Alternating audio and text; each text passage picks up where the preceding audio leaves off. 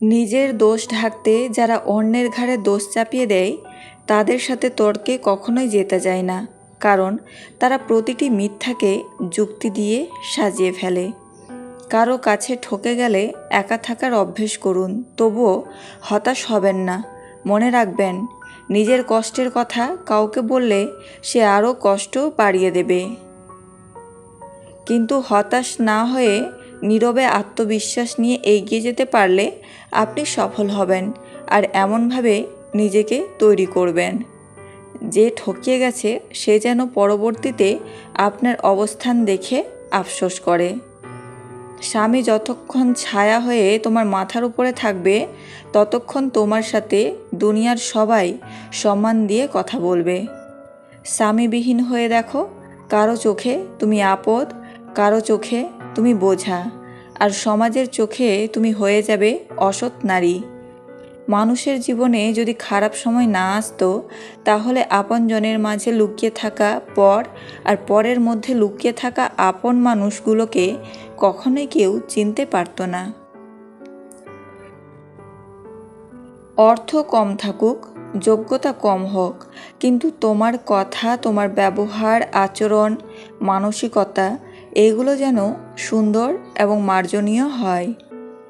কারণ একজন মানুষ হিসেবে এগুলোই আপনার সবচাইতে বড় সম্পদ, এবং মানুষের কাছ থেকে পাওয়া সম্মানটা তোমার জীবনের সবচেয়ে বড় অর্জন।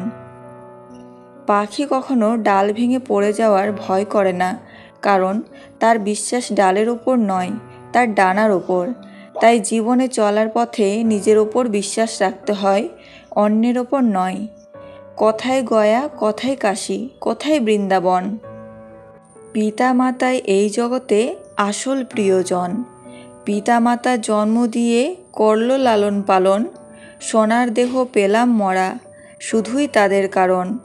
মায়ের দুগ্ধ খেলাম আমি, বাবার দেয়া ভাত, বিপদকালে কেউ থাকে না, কেউ জাগে না রাত। এই জগতে বিনা স্বার্থে কেউ করবে না সম্মান, বাবা মাই তোমার কাছে আসল ভগবান।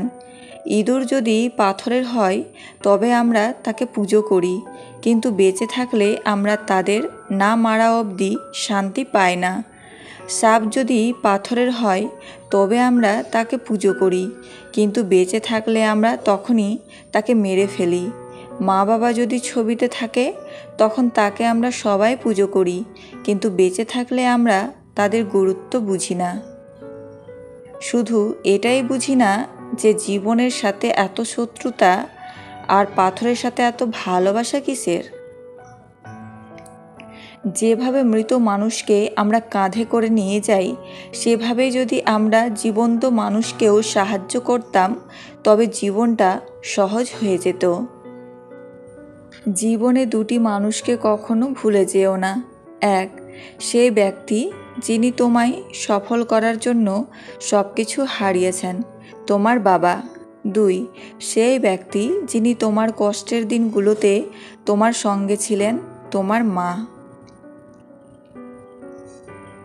অর্থ কম থাকুক, যোগ্যতা কম হোক, কিন্তু তোমার কথা, তোমার ব্যবহার, আচরণ, মানসিকতা এগুলো যেন সুন্দর এবং মার্জনীয় হয়। কারণ একজন মানুষ হিসেবে এগুলোই আপনার সবচাইতে বড় সম্পদ, এবং মানুষের কাছ থেকে পাওয়া সম্মানটা তোমার জীবনের সবচেয়ে বড় অর্জন। বাড়ির বউয়েরা এই 4টি কারণের জন্য পরকীয়া করে। 1, কম বয়সে বিয়ে হয়ে যাওয়া। 2, অনিচ্ছাকৃতভাবে বিয়ে হয়ে যাওয়া। 3, নিজের স্ত্রীকে সময় কম দেওয়া। 4, স্বামীর দূরে থাকা।